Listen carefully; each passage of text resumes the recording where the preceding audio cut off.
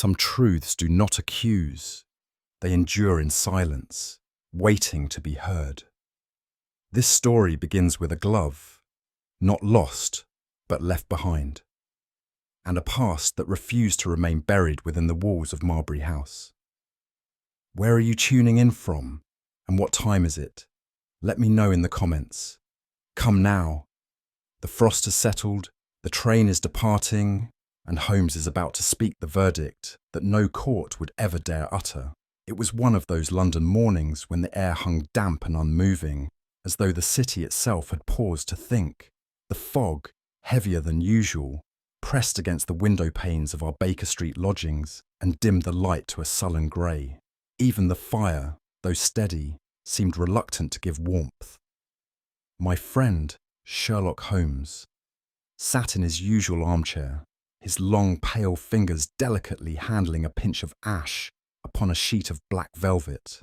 His face bore the expression I had come to associate with the early stages of curiosity, that peculiar stillness which to the untrained eye might resemble boredom, but which I knew to be the silence before the chase. Holmes had scarcely spoken since breakfast, save to murmur twice about the peculiarity of Turkish tobacco when burned upon oak. I was about to comment on the thickness of the fog when a sound interrupted the hush. The knock that echoed through the hallway was neither impatient nor hesitant. It came with precision, a firm rapping of knuckles spaced evenly and struck without flourish. Holmes raised his head slightly and met my glance. "A man of status," he murmured, "and one not accustomed to waiting." Mrs. Hudson showed the visitor in, and I had barely risen when the door swung open with quiet authority. The man who entered brought with him not the cold of the street, but something chillier, a presence heavy with grief, cloaked in restraint.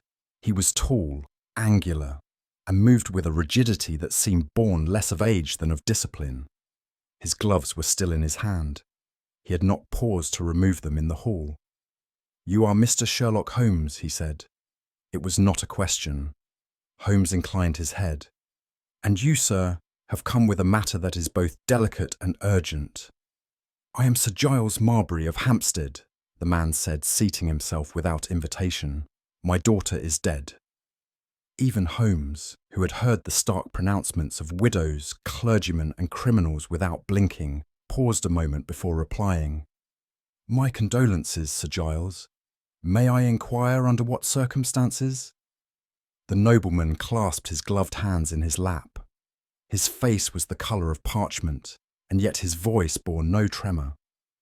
"Eloise Marbury, 24. She was found yesterday morning by the housemaid, lying fully clothed upon the chaise in her chamber. The door was bolted from within. The coroner has ruled it suicide." "And yet," said Holmes softly, "you are not content." Sir Giles's eyes flickered not with emotion, but with something more disconcerting, the flicker of calculation. "My daughter had her faults," he said, "but she did not possess the cowardice of despair. She would not." He stopped himself. "I should prefer the matter to be reviewed by someone unconcerned with reputation." He leaned forward slightly, withdrawing from his inner coat pocket a small envelope. "The room," he continued, "was undisturbed, the windows locked, the fire long dead. She was alone, by all appearances. In her right hand she clutched this." From the envelope he drew a thin, grey, woman's glove, soft leather, the colour unnatural and faintly mottled. "It was not hers," he added, "at least not one I or the household have ever seen. And yet she held it tightly, as though it meant something." Holmes took the glove with a delicacy bordering on reverence. He turned it over, ran a finger along the seam, then placed it beside him. "No other disturbance?"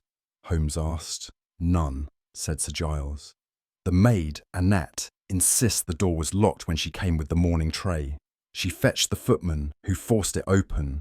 The coroner believes she took laudanum." "And you believe otherwise?" Sir Giles did not answer at once. His eyes had fixed upon the glove, as if it alone might unlock what his mind had failed to reconcile. "I am not a fanciful man, Mr. Holmes," he said at last, "nor given to melodrama. But I knew my daughter, or thought I did. She had recently returned from a time abroad. She seemed not joyous, no, but resolved. There was a firmness in her speech these past weeks, a calm I had not known in her youth. He folded his hands tightly. I do not dispute the laudanum. It was found upon the side table, a bottle half empty. But Eloise feared illness of the mind. She would never have risked such ambiguity. And there are things... He stopped. Yes? Holmes prompted. There are things not mentioned in the inquest. Matters of private correspondence, which have since vanished. The drawer beside her bed was open, but nothing within it remained. Letters, Holmes asked. I cannot be sure, but I know her habits. She kept notes, pages torn from foreign publications, bits of prose that struck her. All gone. There was silence for a moment. And the other glove, Holmes said. There was none. For a time, Holmes said nothing. He rose and moved to the hearth, where the fire had long since reduced itself to smouldering embers. He crouched, examined the grate, and with a quick motion, removed a single shard of charred paper from beneath the iron basket. It is often the ghost of evidence, he said, half to himself, that proves more vocal than its body. Sir Giles, unmoved, gave a slight nod. I can arrange for your visit to Marbury House this evening, if you will take the matter on. Holmes did not look up. There is little doubt that I shall. The glove alone suggests we are not dealing with an ordinary tragedy. He rose at last, replacing the fragment on the mantel. Tell your housemaid to touch nothing further, and see that your butler provides access to the garden terrace. I may wish to step outside the boundaries of official entrances. Sir Giles stood, offered no handshake, and departed with the same austere precision with which he had arrived. When the door had closed behind him, I turned to Holmes. You believe her death was unnatural? Holmes gave me a long, unreadable look. No, he said. I believe her death was precise. He then reached once more for the glove, and with a quiet click of his magnifying lens, returned to his silence. The following morning found us seated in a closed carriage, its windows haloed in frost as we creaked northward through the hushed avenues of London. A dull, biting mist rose from the cobbles and swirled round the horse's legs like a breath withheld by the city itself. Holmes sat opposite me, his face obscured beneath the brim of his hat and the tall collar of his greatcoat. He had spoken little since breakfast, save for an enigmatic comment about ash that clings to leather, which I presumed referred to the curious glove. I confess, I said, breaking the silence, that I am still uncertain what you hope to find in this Marbury house. Holmes's eyes glinted above his scarf. Hope is a dangerous currency in murder, Watson. I seek detail. And with that, he turned his gaze once more to the window, where the outer landscape had shifted from soot streaked brick to the crisp hedges and frosted gardens of Hampstead Heath. Within minutes, a tall iron gate appeared through the mist, bearing a weather-worn plaque, Marbury House. The mansion before us might have been beautiful once, but it wore its history now like a heavy garment left unwashed. The stone darkened by time, its windows curtained not only in velvet, but in disuse. The butler, a stooped man named Cray, received us in silence and led us through a hall so dim and still that even our footfalls seemed unwelcome. Holmes paused briefly beneath a long-case clock, its pendulum unmoving. It is wound, but not ticking, he murmured. Stopped at 11, I noted. Cray did not respond. We were shown into a study where a faint fire did little to warm the vastness of the room. Holmes made no effort at politeness, merely extending his hand for the object we had come to see. Bring the glove. Cray bowed and exited. Holmes crossed to the window, parting the heavy drapes slightly. Outside, the lawn lay rigid beneath the frost, and the trees stood like mourners frozen in vigil. The glove was brought in upon a polished tray and placed rather ceremoniously on the desk between us. It was a woman's glove, slim, of soft leather, but its hue was an unnatural grey, as though its colour had been altered and the dye had faded over time. Holmes lifted it with 2 fingers, turning it carefully beneath the light. "Artificial," he murmured. "Dyed after stitching. A strange choice." He held it to his nose. "Charcoal dye, not commercial, amateur work." The glove bore no maker's mark. A faint line at the wrist suggested it had once been tied with a ribbon or clasp, now missing. Holmes turned it inside out with precise care, revealing a few errant threads and the unmistakable scent of something dry and musty. "There is only one," I observed. "Just so," Holmes replied. "A symbol, not an accessory. It was placed to be seen."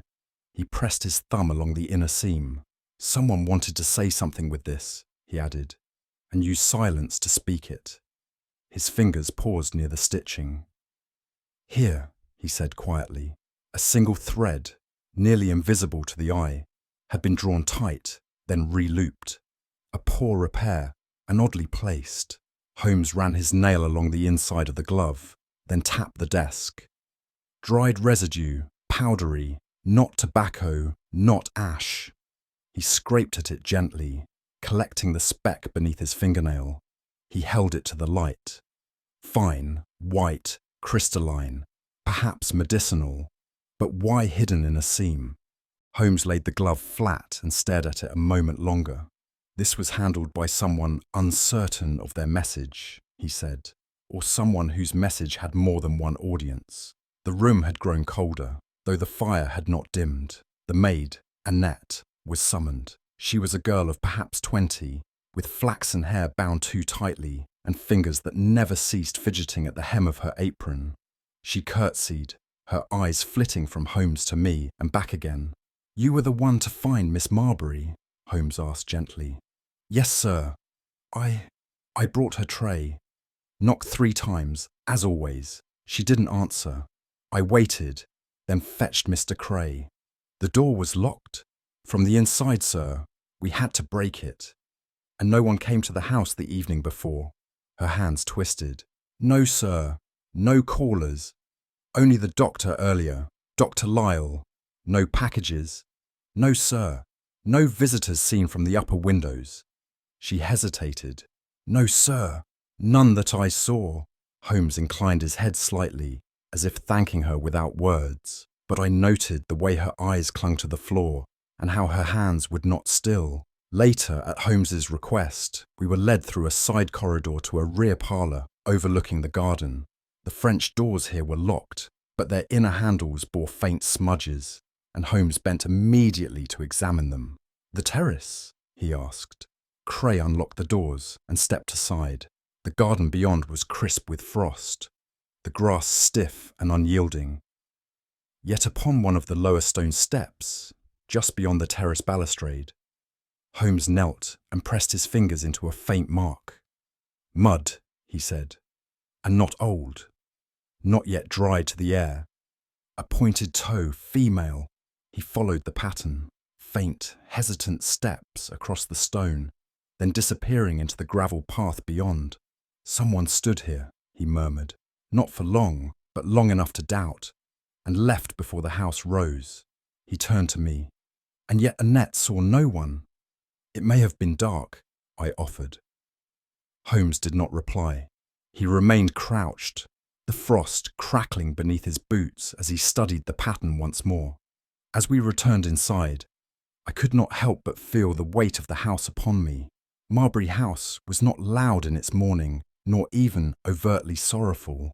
Its silence had a rehearsed quality, as though grief had been decided upon rather than felt. Every room seemed closed a little too neatly, every hallway too deliberately aired. There were no flowers placed near Eloise's chamber, no softened voices, no scent of camphor or lavender. Even the servants passed with such deliberate quietude that it felt choreographed, as if someone had given instruction that sorrow was to be displayed in moderation. In the drawing room, the fire was out. "She feared something," I said at last. Holmes looked at me. "Eloise," I continued. This was not the despair of a woman undone by melancholy. There is a precision to it, as though she were hiding something until the last. Holmes's gaze did not waver. She was, he said, and the house knows it, but none will say. He turned once more to the glove, which he now held in his palm, as one might a question not yet ready to be answered. It was near noon when we were shown into the library, a long and solemn chamber of oak panels and old vellum, its silence broken only by the quiet tick of a single mantel clock. The air was dry with the scent of paper and pipe smoke long settled into the upholstery. There, Miss Letitia Vale entered, slowly, with a grace that did not seem assumed, and yet lacked the warmth one might expect from a household in mourning. She was perhaps in her mid-40s, though her pale skin and ashen hair gave her an appearance beyond her years. Her posture was immaculate, her dress unadorned, save for a brooch of modest jet. But it was her eyes, grey, searching, and coolly withheld, that lingered longest in memory. She greeted Holmes with a reserved inclination of the head. To me, she offered a polite nod, as though I were of lesser consequence, but still deserving of courtesy. "You wish to speak of Miss Eloise," she said. It was not a question, but a pronouncement of restraint. Holmes gestured for her to sit, and she did so with the smooth economy of one well versed in drawing-room etiquette. Her hands remained folded in her lap. "Miss Vale," Holmes began gently, "we understand that you were the one most closely acquainted with Miss Marbury's daily habits during her final weeks." Miss Vale inclined her head. "Yes, sir. Her father has long delegated such domestic details to me." "Did you observe any alteration in her manner of late?" She paused, as if consulting a ledger within. She had become more reflective. She took solitary walks, mostly in the late afternoons. She spent a good deal of time rereading certain volumes of Goethe. She declined invitations from the vicar's wife and refused to attend the assembly in Richmond.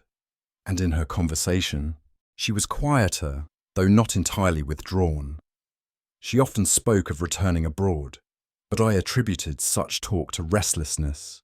Her tone was smooth, not evasive, precisely, but as though carefully prepared in advance. There was no tremor, no note of emotion, and each word appeared to be selected for its suitability rather than its candour. She appeared calm, she added, untroubled, serene in fact. Holmes said nothing, but I noted a faint shift in the corner of his mouth. Miss Vale looked away for the first time. "There was one thing," she said, her voice barely above a whisper. "2 evenings before her death, I passed her by the west corridor, as she stood near the tall window." "And?" Holmes prompted. "She laughed." "Laughed?" "Yes," she said, and now her eyes narrowed faintly. "Not in conversation. No one was present. It was a small laugh, a sort of knowing breath. It startled me."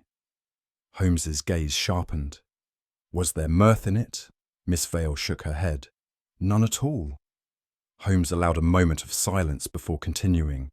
"And on the morning she was discovered, who first tried her door?" "The maid, Annette. She knocked, and upon receiving no reply, came to fetch me. I instructed Cray to force the door." Holmes frowned ever so slightly. "Forgive me.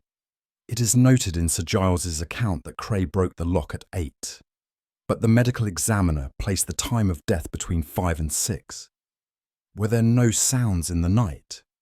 Miss Vale hesitated. "No, none that I heard. My room is across the hall. Yet you were unaware of any movement, no light beneath her door?" She paused too long. "I did not rise in the night," she said at last, though her eyes had shifted toward the unlit fireplace. Holmes leaned forward slightly. "You told us just now that you instructed Cray to break the door, but in the inquest, the maid claimed she had run directly to the butler." A flush of colour rose faintly in her cheek, and then vanished. "A slip of recollection," she said, though her tone had chilled. "It was a distressing morning." Holmes said nothing. But I'd seen this look in his eye before, the look of a man who has caught the scent of a truth long buried beneath polite convention. We took our leave shortly thereafter. Miss Vale rose and accompanied us to the door of the library, her composure reassembled with deliberate elegance. She did not thank us, nor express hope for the outcome of Holmes's inquiry. But as Holmes stepped past her, she turned her head, slowly, as though in reluctance, and her eyes drifted toward the staircase that led to the upper floors. Not the grand staircase by which she had entered, but the narrower servants' stair, the one tucked between walls, seldom used by visitors. Her glance lasted no more than a breath, but Holmes, who missed nothing, followed it with his gaze and registered its weight. Outside the room, he said nothing until the hallway turned. "She has lied, of course," he said softly. "To protect Sir Giles?" "No," Holmes replied. "To protect herself, and not from the law, from memory." That evening, back at our lodgings, Holmes sat long before the fire, his slender fingers steepled and unmoving. I had offered brandy, he refused. I had spoken twice, he did not reply. At last, I sat across from him, the journal of my notes open on my lap. "You do not believe Eloise took her own life," I said. "I do not believe she intended to." He lifted his head, and for the first time that day, I saw the glint of real intensity in his gaze. "There is a kind of calm," he said, "that accompanies resolution, and another that precedes collapse. Miss Marbury, I think, bore the former. And yet, something intervened. Miss Vale? Perhaps, but not alone." He reached for the glove again, now wrapped in clean muslin, and held it in the light. "This is not a garment. It is a token. It was placed, not left." I leaned forward. "But why? And by whom?" Holmes rose slowly and paced to the window. Outside, the fog had returned, curling round the gas lamps like the fingers of a corpse too long interred. She was not mourning, Watson. She was waiting, and whoever she feared, they were already inside the house. The hour was still early when Holmes requested a return to Miss Marbury's chamber. The sky outside was a pale grey veil, and Marbury House lay under it like a thing reluctantly breathing. There was a chill in the corridors that morning, not merely of weather, but of mood, as though the building itself had grown more silent since our last ascent of its narrow stair. Eloise's chamber remained undisturbed. The air was faintly scented with old roses, a floral sadness clinging to the drapery and cushions. Holmes approached the fireplace without hesitation. The hearth was broad, its iron grate long cold, and though the coals had burned down to mere brittle remnants, he studied the ashes with the same care one might give a living body. "There is often heat without warmth," he muttered, "and combustion without intent." He dropped to one knee and drew a fine-bladed letter opener from his pocket. With a surgeon's precision, he began parting the cinders, his eyes never leaving the lower corner of the hearthstone.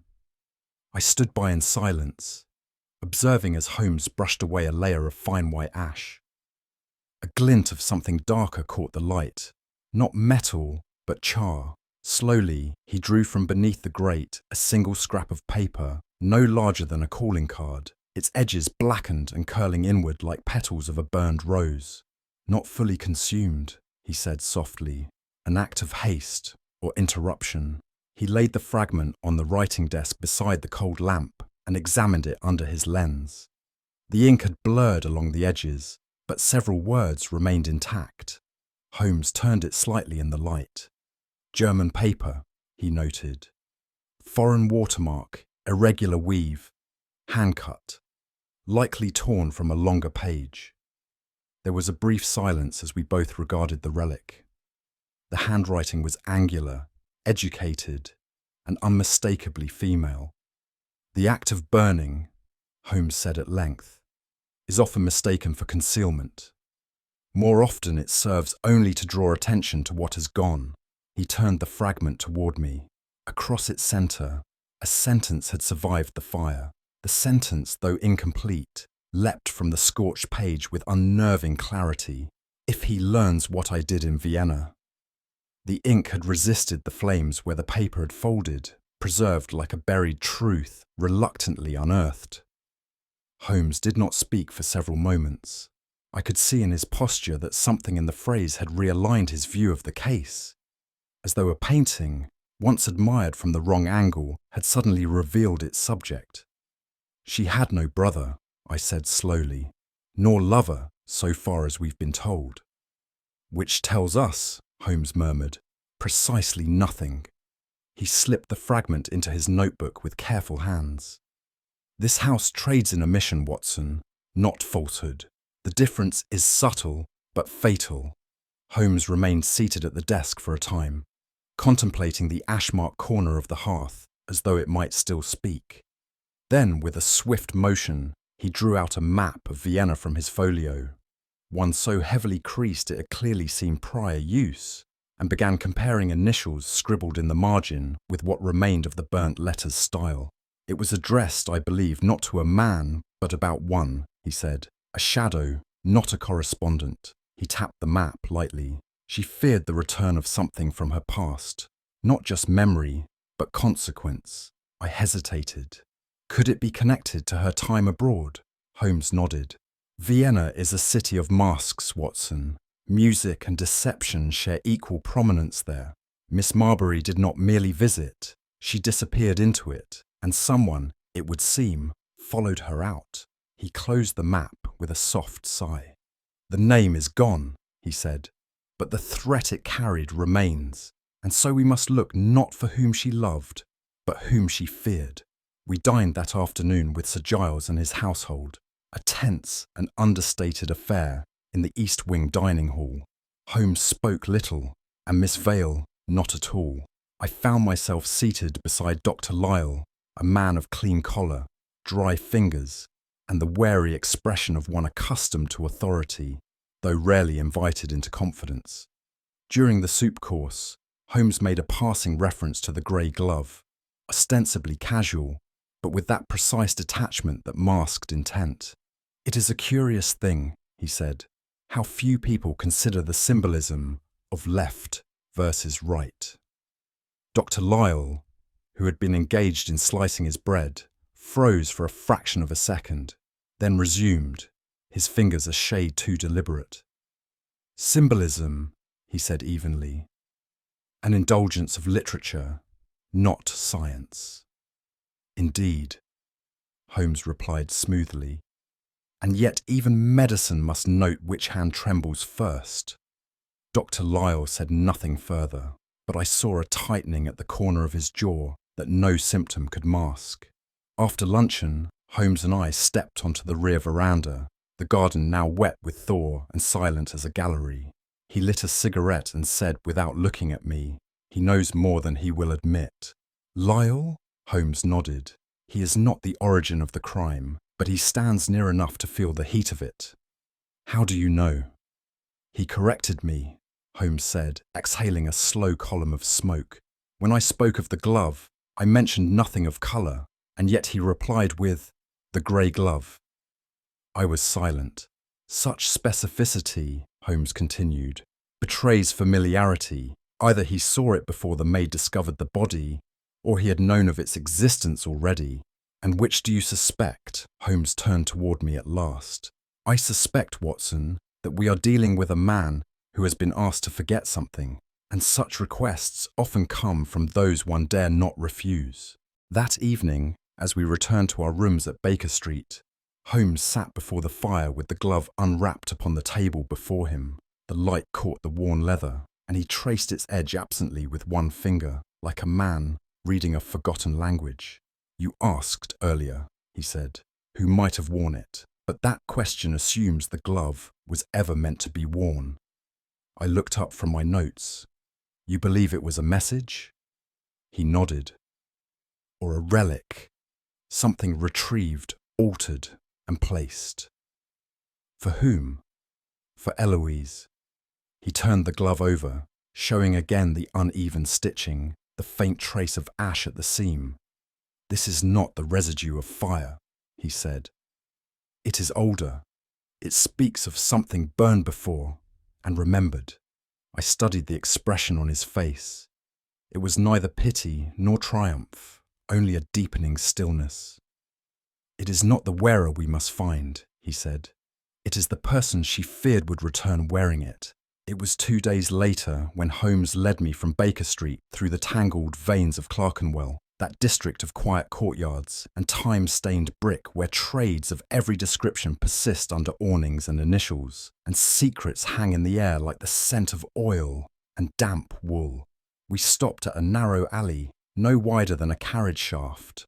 A wooden sign, its paint long faded, swung above a bowed doorway. Monsieur Petrovna, tailleur et teinturier. The shop was neither elegant nor squalid, simply private, and it had about it the hush of places built for things never meant to be spoken of in daylight. Holmes did not knock but entered directly. A bell chimed overhead, thin as a sigh. From the curtained rear emerged a small woman of indeterminate age, wrapped in a shawl whose fringe never ceased to move, even when she did not. Her eyes, sharp as needlepoints, studied us with neither fear nor welcome, only professional interest.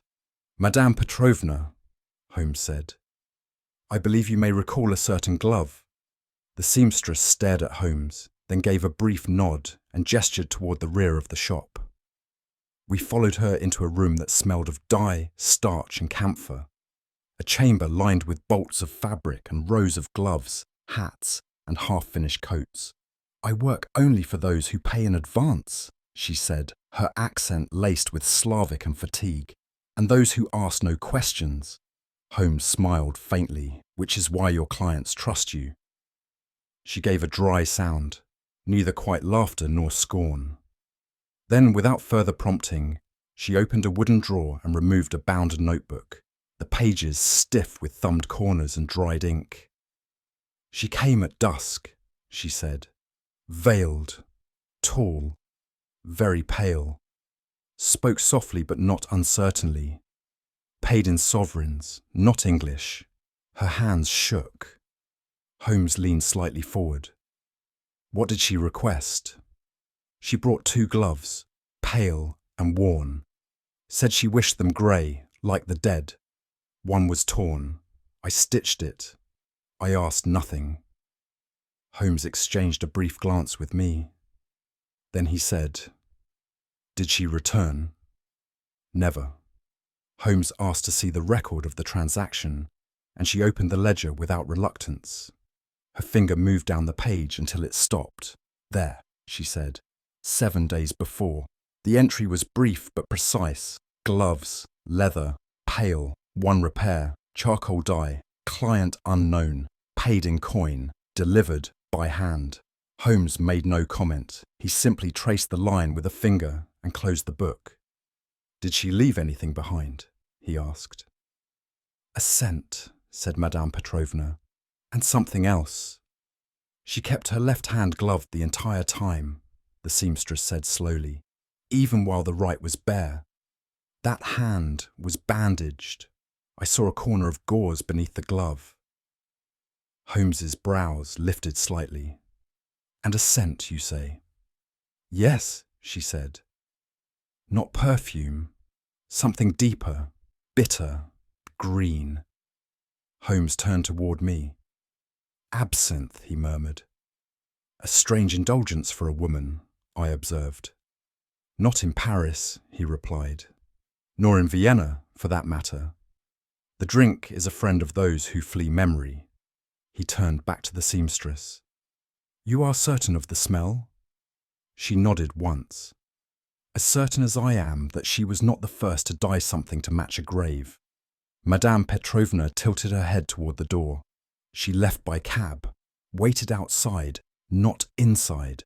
Asked me not to follow her out." Holmes's interest sharpened. "Did you see the cabman?" "Briefly. Older man, greying beard, heavy coat." He nodded to her as though they'd met before. "And did she say where she was going?" "No, but I saw a key in her hand.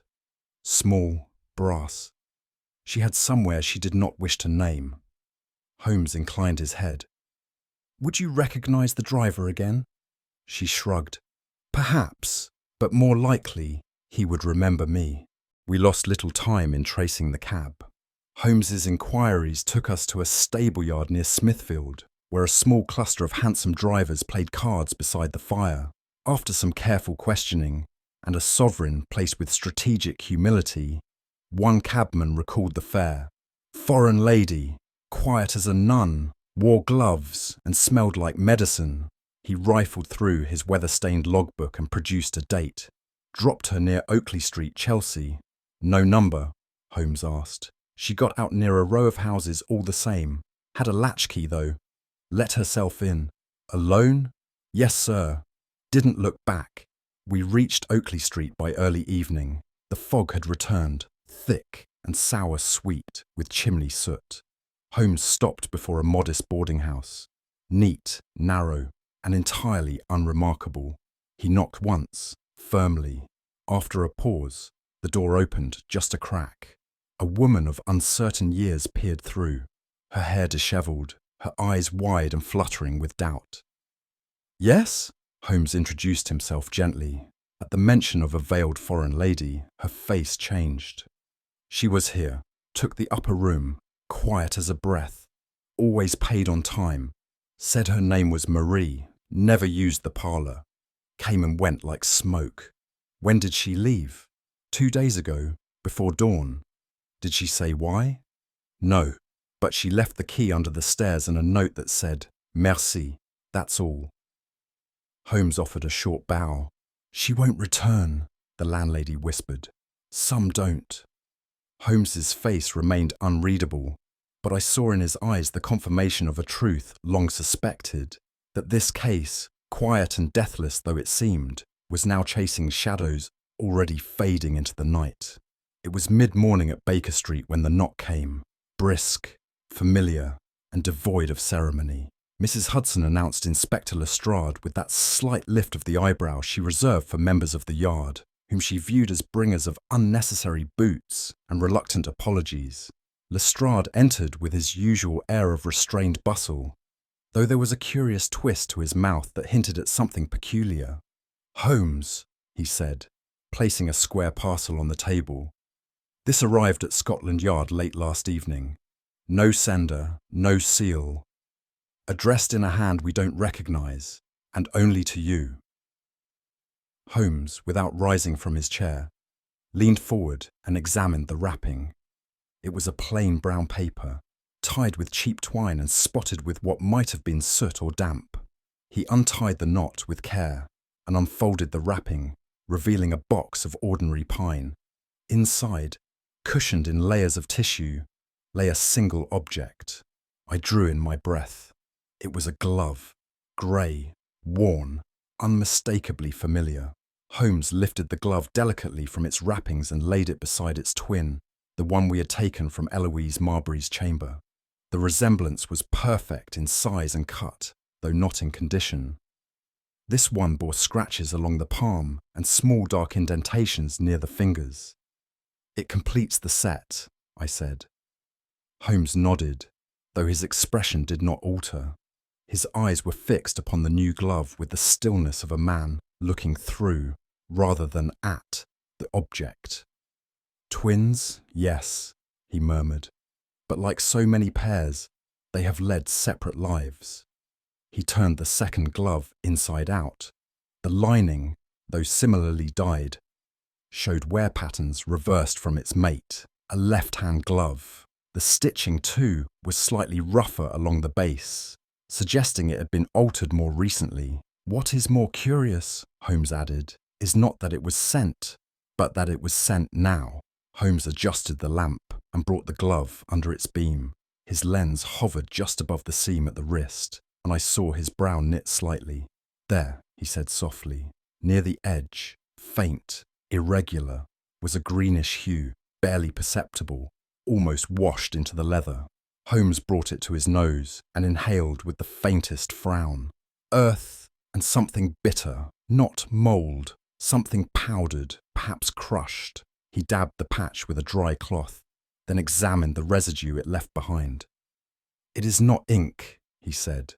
nor paint. This was not for embellishment, it was absorbed. The scent, though subtle, was oddly pungent, like crushed herbs in an apothecary drawer or medicines steeped in iron. Holmes placed the glove gently on the tray, his expression unreadable. Without speaking, Holmes rose and crossed to the sideboard where he kept his chemical apparatus. He set to work in silence, the glove laid flat upon a porcelain dish, the edges carefully secured with clips. He crushed a small sample from the stained section between glass slides and added a drop of reagent. A faint cloud bloomed, grey at first, then tinged with gold-green. "Henbane," he said at last. I looked up, startled. "Deadly nightshade." He shook his head. "Its quieter cousin, less fatal but more treacherous. It numbs the limbs, disorients the mind. Used often in small doses by those wishing to cause confusion rather than death." He paused. "Or fear." I frowned. "But how would it come to be in a glove?" "As a warning," Holmes replied. "Or as memory. Perhaps it was once worn during some event from which its wearer never fully recovered." Lestrade, who had been silent until now, shifted uneasily in his seat. "You're suggesting it was meant to be found?" Holmes turned toward him. "No, Inspector. I suggest it was meant to arrive." "Well," Lestrade said, sitting back with a huff, "it seems to me we've got all the makings of a classic case. Woman with secrets, foreign past. Lover returns, finds her engaged to another, or worse, unfaithful, and sends her a reminder. Poisoned glove, emotional shock. Bang!" Holmes offered a smile so faint it might have been mistaken for politeness. "An imaginative hypothesis," he said mildly. "One might almost admire it, were it not so completely incompatible with the known facts." Lestrade flushed slightly, but said nothing. I suppressed a cough. Holmes returned to the glove and folded the tissue over it with a kind of tenderness. "It is no crime," he said, "to be misled by one's expectations, but it is always instructive to ask, who benefits from fear?" After Lestrade had taken his leave, with muttered comments about poisonous threads and foreign theatrics, Holmes remained seated for some time in reflective silence. "It was not sent to deceive us," he said at last, "nor to inform." He unwrapped the glove again and turned it over slowly. "It was sent to remind." "Remind whom?" I asked. Holmes's fingers paused on the inner seam. "The glove was never meant as a disguise. It was a cipher, a wordless message to one who already knew its language." He rose and paced slowly across the rug. "The choice of henbane, not fatal but disorienting, implies a purpose, a nudge, a return to a state of doubt or instability. This was not placed in haste. It was selected, prepared, and posted at a specific moment, not as panic, but as orchestration." He looked at me with something colder than deduction in his gaze. "Eloise Marbury was not driven to suicide," he said. "She was guided." We spent the next hour reviewing every detail of the case thus far, from the glove's first appearance to its twin's ominous arrival. Holmes stood once more before the fire, his gaze distant, hands clasped behind his back. "The question is no longer what happened to Eloise," he said. "It is who knew what she feared enough to use it." I folded my notes. "You believe the sender of the glove is not the killer?" Holmes shook his head slowly. "No. Whoever posted that parcel did not commit murder. They committed suggestion. They applied pressure at precisely the place where old cracks ran deepest." I said nothing, and the silence seemed to grow heavy around us. "Think, Watson," Holmes continued. "It was not left at the scene. That would have been theatrical. It was sent afterward, to the authorities, as if to prod something awake." He turned sharply. "Miss Vale? Dr. Lyle? Even Sir Giles? Or someone still unknown?" I said quietly. Holmes nodded once. "This is no longer a question of the glove," he said. "It is a question of who still wished it seen, and why. There are moments when Holmes, in the course of an inquiry, seems to abandon the present altogether, turning his mind inward as one might enter a narrow, unlit corridor in search of a sound long past. One such moment came when he requested the journal kept by Miss Eloise Marbury, a modest leather-bound book that Sir Giles had retrieved from a locked bureau with neither ceremony nor hesitation. It was, at first glance, entirely innocuous.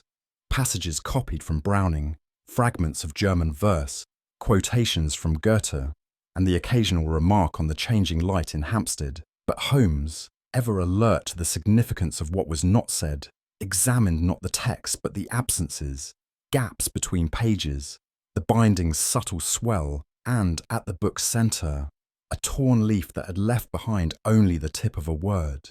It was there, beneath the fragile press of a dried violet, that he found it, a name written faintly in pencil, then hastily scratched out, Renzo Cavalli. He closed the book softly. We must go to Bloomsbury. Cavalli's studio stood just off Great Russell Street, concealed behind a shuttered window and an iron gate that bore no name. The door was answered not by a servant, but by the man himself, Renzo Cavalli, an Italian of middle years with greying temples, a nicotine-stained thumb, and eyes that had clearly seen more than canvas ought to reflect. Holmes introduced himself plainly, but the painter made no reply until Holmes spoke a single name, Eloise Marbury. A flicker, not of fear, but memory, passed across Cavalli's features, and he stepped aside with a muttered "Come." The studio smelled of linseed oil, turpentine, and thyme. The light was diffused by muslin drapes, and the walls bore canvases in varying states of completion. Some no more than charcoal outlines, others lush with shadow and light. It was not a space of beauty, but of burden, as though each stroke extracted more than it revealed. You knew her, Holmes said softly. Cavalli nodded. I painted what she refused to speak. In the far corner of the studio, half concealed behind a hanging of burgundy cloth, stood a tall, covered easel.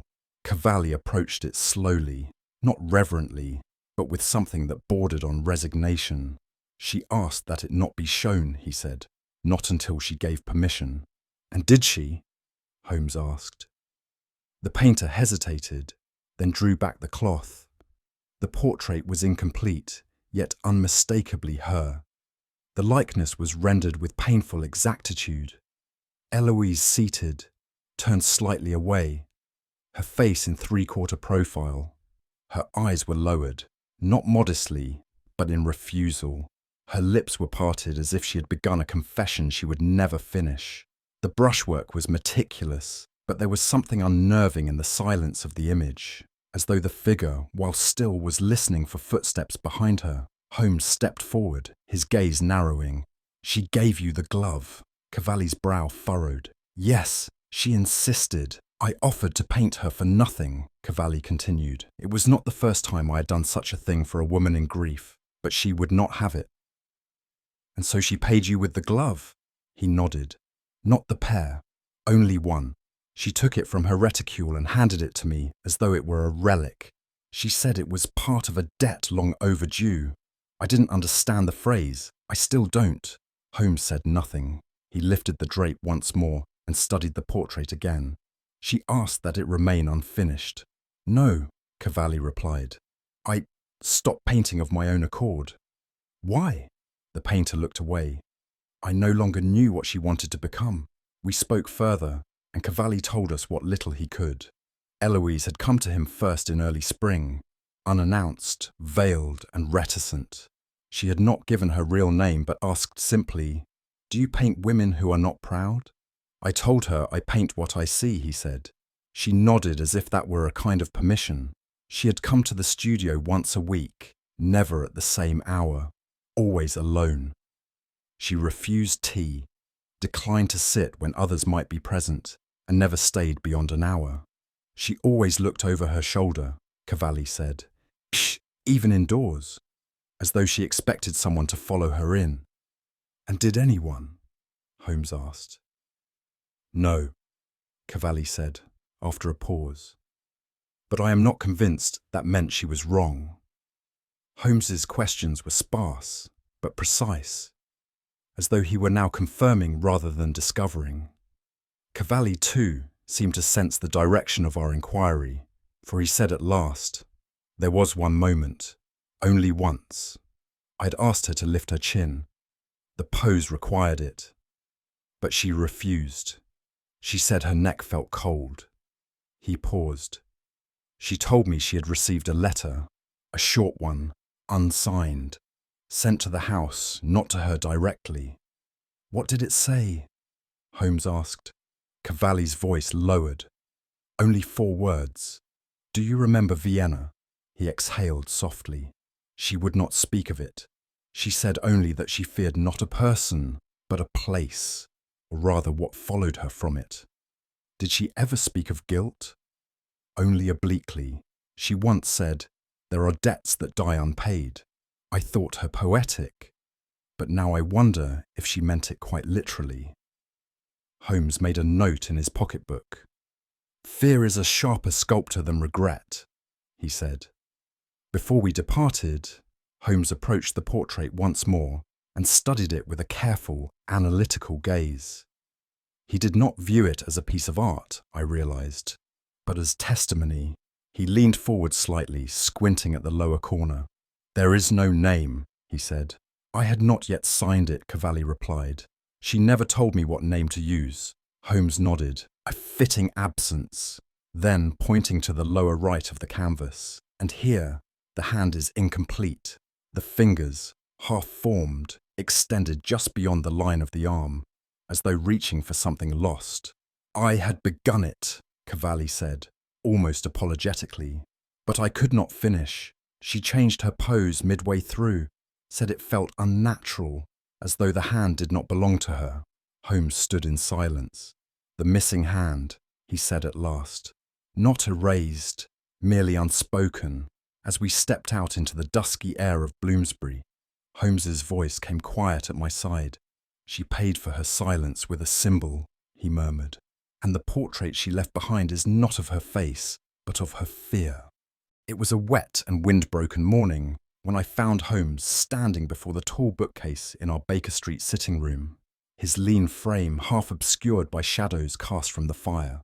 He had pulled from the topmost shelf a lacquered case of diplomatic correspondences, many of them coded or written in languages not taught in English schools. He drew forth a single envelope, unsealed, yellowing, and laid it upon the desk. The contents were in cipher, but of a style I recognized from earlier cases, a substitution method favored by Austro-Hungarian dissidents operating through Bohemian trade guilds in the early 1890s. "This," Holmes said softly, "was intercepted near the Vienna border and later buried in an unrelated file. But the phrasing, 'here' and 'here', matches the syntax of the burnt fragment we retrieved from Miss Marbury's hearth." I leaned over the sheet. "It references an unnamed woman and a pact, tied by leather and ink. That cannot be coincidence." Holmes did not answer. He was already cross-referencing the names in the margins. From beneath a stack of folded telegrams and half-crumpled foreign dispatches, Holmes extracted a thin dossier, its edges bent and its contents annotated in his precise, angular hand. "This is where the trail converges," he said.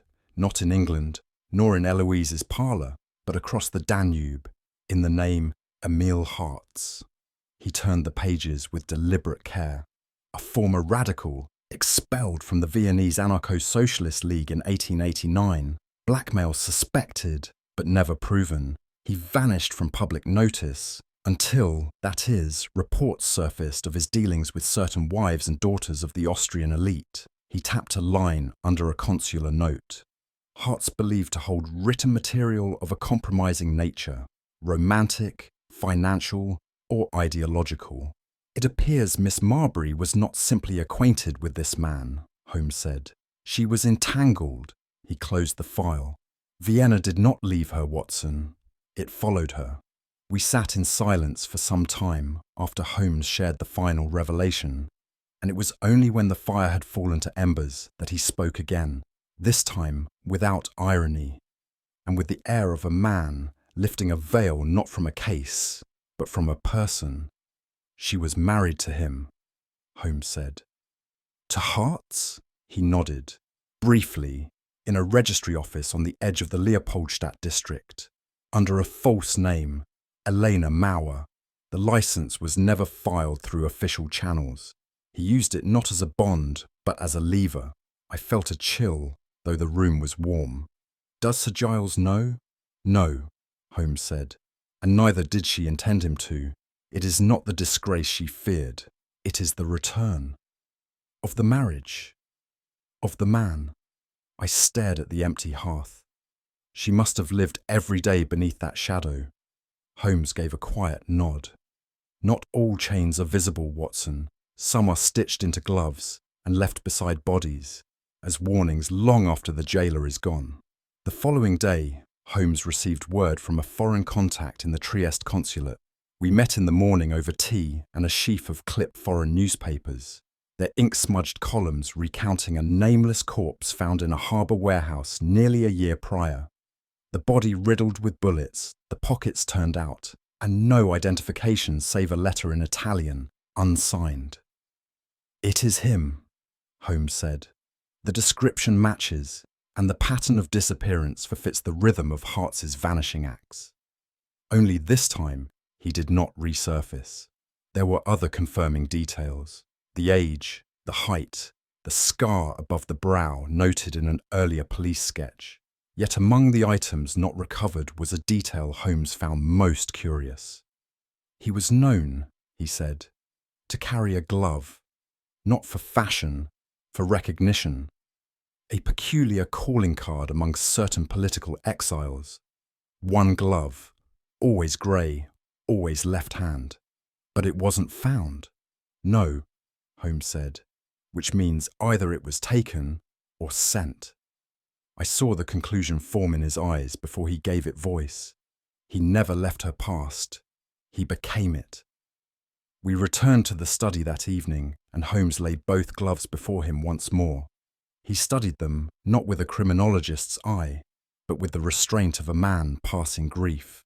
"They were never romantic tokens," he said. "The gloves were part of an arrangement, a pact, unspoken, yet binding, a promise, or perhaps a threat." She handed one to Cavalli as payment. The other was returned, not to her, but to those who would question her. "A message?" Holmes nodded. "Gloves are worn to protect, or to conceal.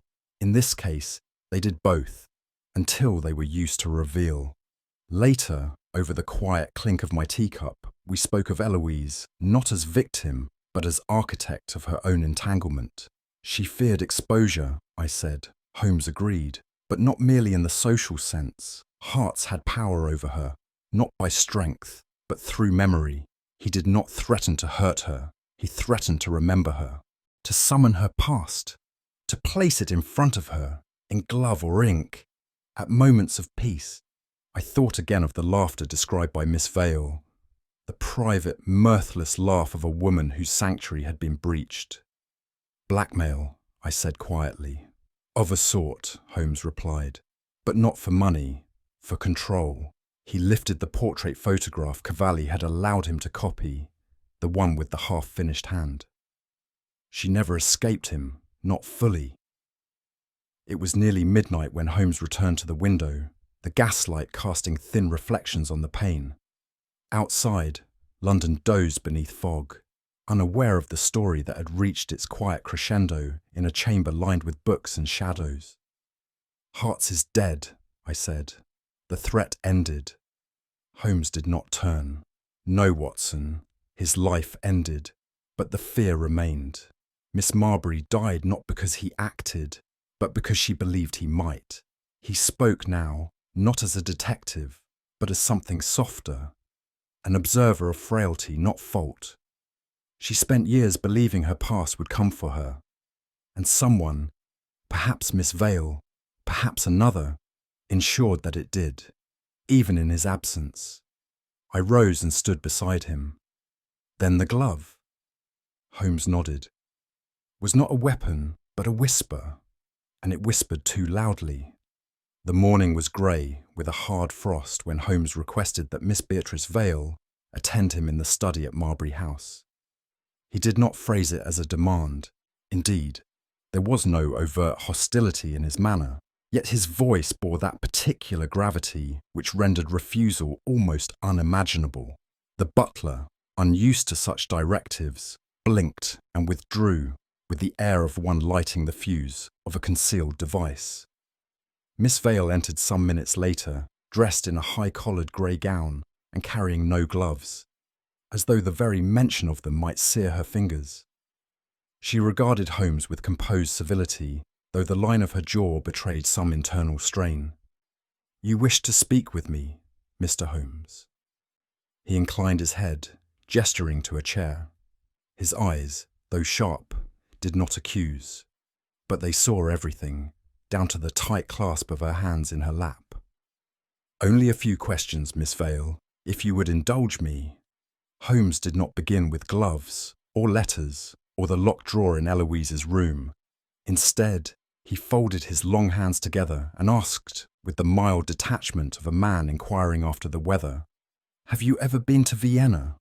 There was a pause, not longer than the space between two breaths, but in that pause I felt something vital give way. The delicate control which had until now defined Miss Vale's countenance faltered. Her eyes flickered, not toward Holmes, nor me, but toward the frost-clouded window beyond, as though seeking an escape that could not exist. "No," she replied. And then, after a silence that revealed the lie more clearly than any confession might have, she added, "Not personally." Holmes said nothing. He did not need to. The question had done its work. "I knew someone who had been," she murmured, eyes now downcast. "And I read things." "About Miss Marbury?" Holmes asked gently. "Yes," she whispered. And then the silence deepened into something irretrievable. When Miss Vale finally began to speak, it was not with drama or defence, but with the slow weariness of a woman who had long borne the weight of another's choice. She remained seated, but I saw her posture slacken, as though she were unfastening a moral corset long worn too tightly. "She told me one evening, months after her return," Miss Vale said. "There was never a formal confession. Eloise despised theatrics, but the truth, such as it was, emerged in fragments. A registry office, a foreign name, a man who vanished in smoke and pamphlets." "And Sir Giles?" I asked. She swore he must never know. She feared he would disown her, and perhaps he would have. I helped her hide it. I ensured no papers came to the house. No foreign correspondents were admitted. I even intercepted one letter that bore a Viennese postmark. Her voice grew quieter. "I thought I was protecting him, and perhaps I was, but also myself. I had given my life to this family. I could not bear to see it shamed by a mistake I had not made." Her hands now lay motionless in her lap, pale against the wool of her skirt. The gentleness with which she had spoken gave way to something more severe. The crisp precision of a woman who had waited too long to express what she believed was right. She never appreciated what she had, the name, the position, the affection. She wore it like a borrowed coat, uncertain whether it suited her. Holmes regarded her without comment, letting the weight of her words rest in the air between them. I watched her deceive Sir Giles with her smiles and her silences, and when the glove appeared, when I realised it was from him, I understood she had never severed the tie. She had merely buried it, or so she thought. There was no hatred in her voice, but there was something sterner, disappointment compounded by a sense of moral injury. She was unworthy of his inheritance, Miss Vale said. She was careless with honor, and I would not let her destroy him to preserve herself. Her chin lifted slightly as though expecting judgment, but Holmes remained as he was, listening, not passing sentence. I confronted her the night before, she said at last. It was late. The house was asleep. Her voice dropped. I found her in the drawing room, staring at the portrait of her mother. I held the glove in my hand, the grey one, the left, and I placed it in the corner of the mirror where she could not ignore it. And said nothing, Holmes asked. I said only this. Some names do not vanish when spoken abroad. They follow you like scent upon silk. She inhaled sharply, then continued. She turned very pale. She asked where I had found it. I told her it did not matter, only that it had returned, as such things do. You meant to frighten her? Yes, she said, to frighten her into leaving. I thought it best. A quiet departure, no scandal, no further disgrace. You did not intend violence?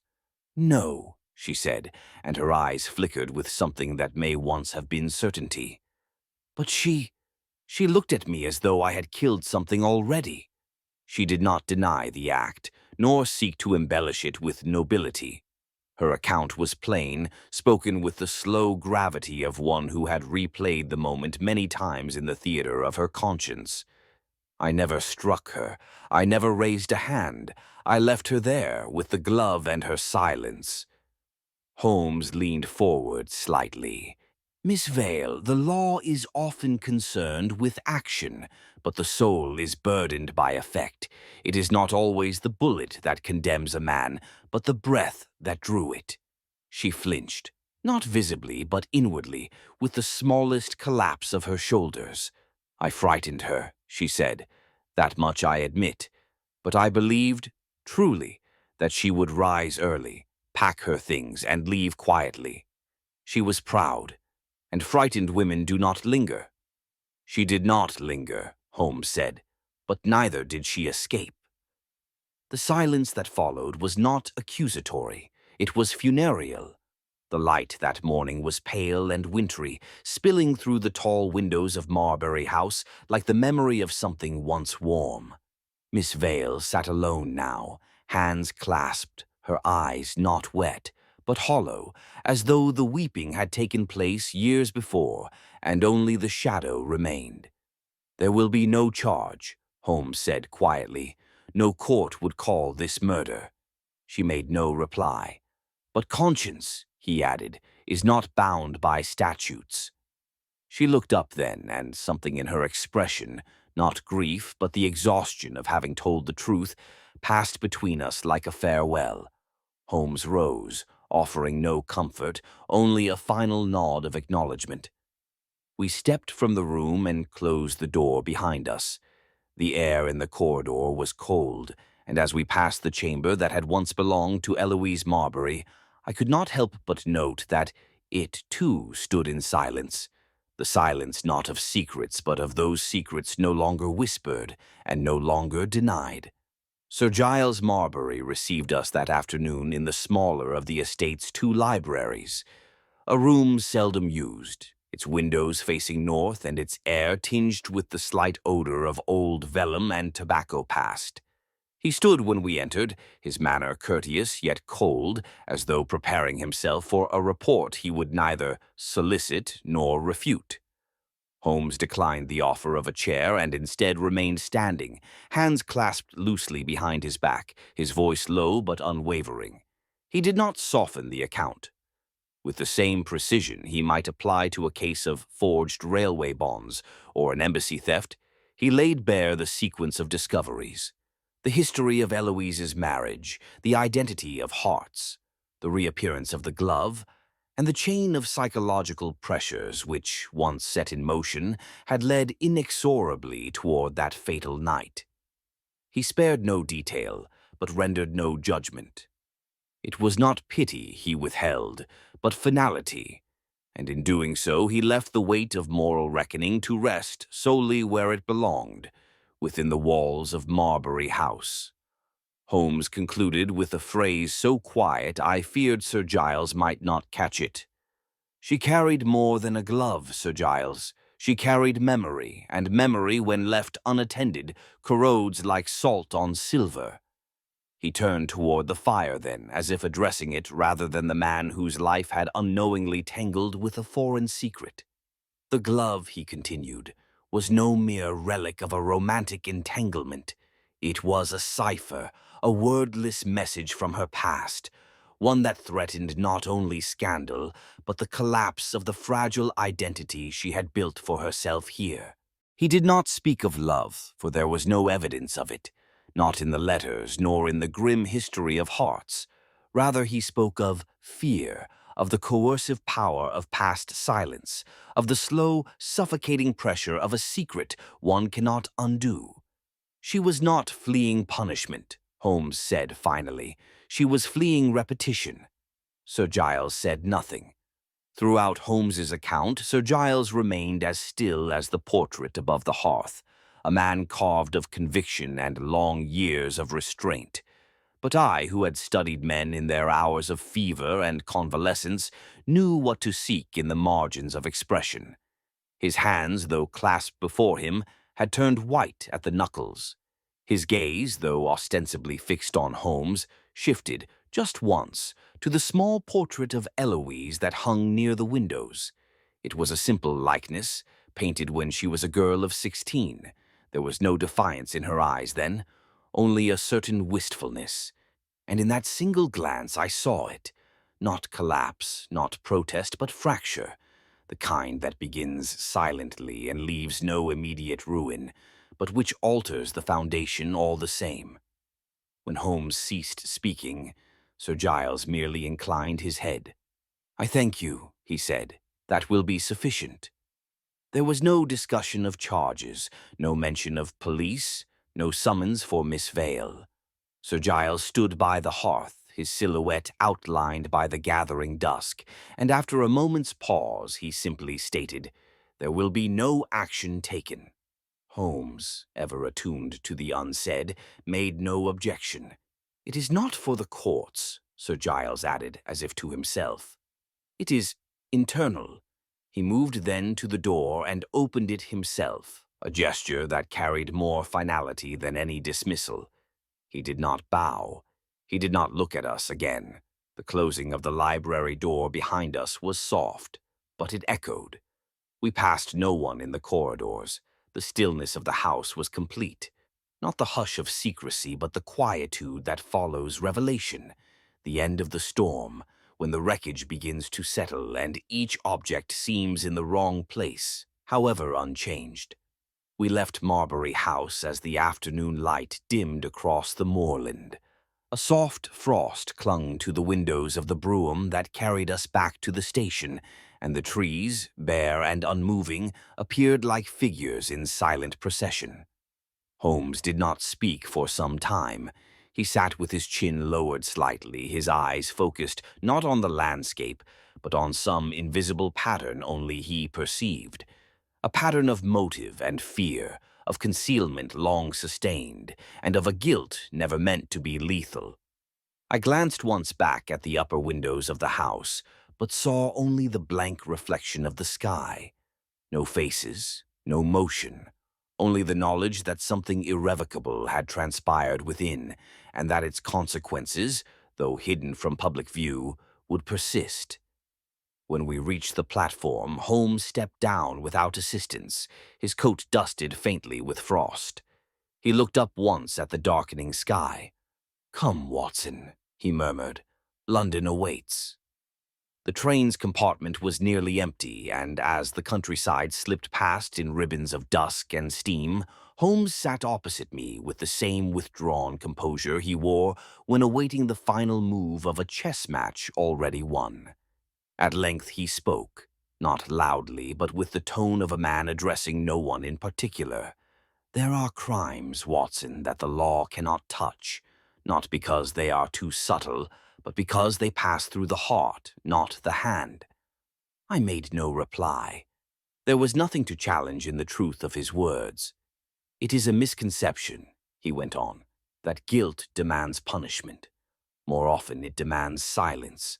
That is why it festers. It cannot be litigated, only endured." He folded his arms and looked out into the thickening dark. "Miss Vale will not be tried," he said, "but she will serve her sentence, as will Sir Giles, and perhaps so shall we all in time." The rhythmic clatter of the train accompanied his words like a quiet dirge. Neither of us spoke again until the lamps of the city began to bloom beyond the soot-black horizon.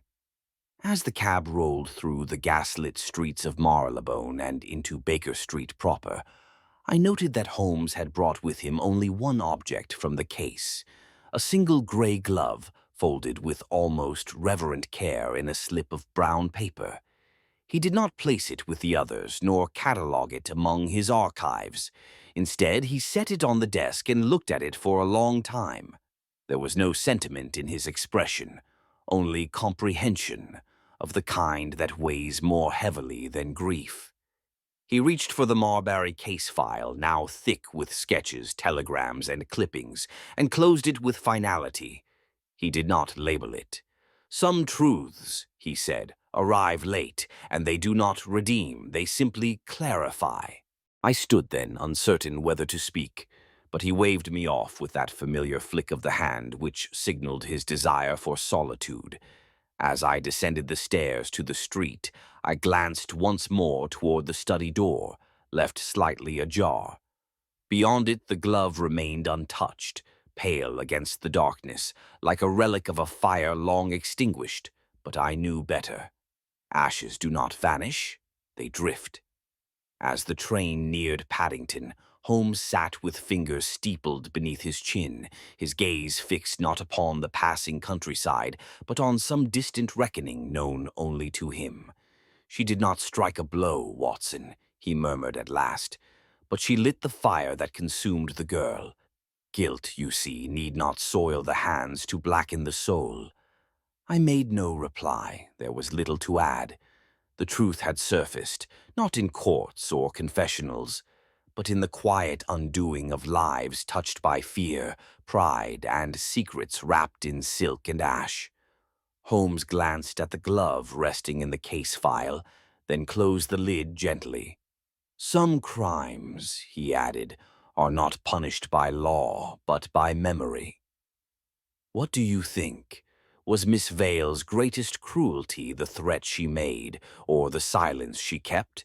Share your thoughts in the comments. We'd love to know what you make of her final choice. And if you enjoyed this mystery, do like, subscribe, and pass it along to fellow lovers of deduction and shadowed truths.